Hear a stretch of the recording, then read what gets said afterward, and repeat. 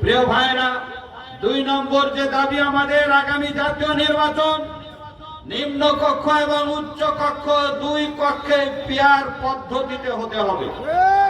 এখন প্রশ্ন, পিয়ার পদ্ধতিটা কি? আচ্ছা, মনে করেন যে এখানে 1000 ভোট আছে, 1000 ভোটের ভিতরে আমি 400 ভোট পেয়ে ফার্স্ট হয়ে গেলাম, তাহলে আর কত ভোট থাকে? 600। আর একজন 350 ভোট পেল, কিন্তু 50টা ভোট পাওয়ার কারণে হেরে গেল। আর একজন 250 ভোট পেল, 250 ভোট পাওয়ার কারণে 3 নম্বরে চলে গেল। তাহলে আমি 500 ভোট, 400 ভোট পেয়েছি, আমার বিপরীতে এখনো 600 ভোট আছে, অর্থাৎ 1000-এর ভিতরে 600 লোক আমাকে ভোট দেয়নি। এই 600 লোকের ভোট কি পৌঁছে গেল নাকি? বর্তমান পদ্ধতিতে 600 লোকের ভোট পৌঁছে যাবে, কাজে লাগবে না।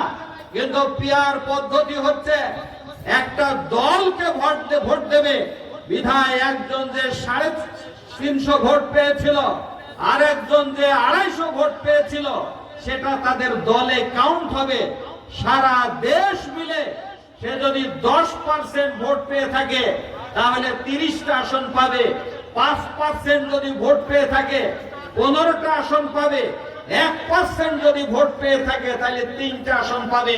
প্রত্যেকটা মানুষের ভোট দ্বারা যোগ্য প্রতিনিধি নির্বাচিত হবে। চান না এটা?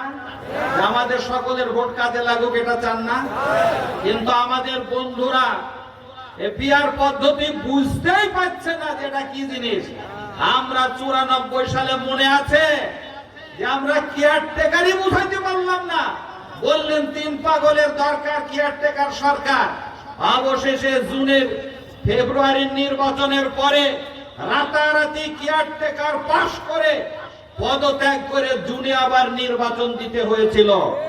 এদেশের জনগণ যদি চায় পিয়ার পদ্ধতি, তাহলে অল্প দিনে বুঝে যাবেন আশা করি।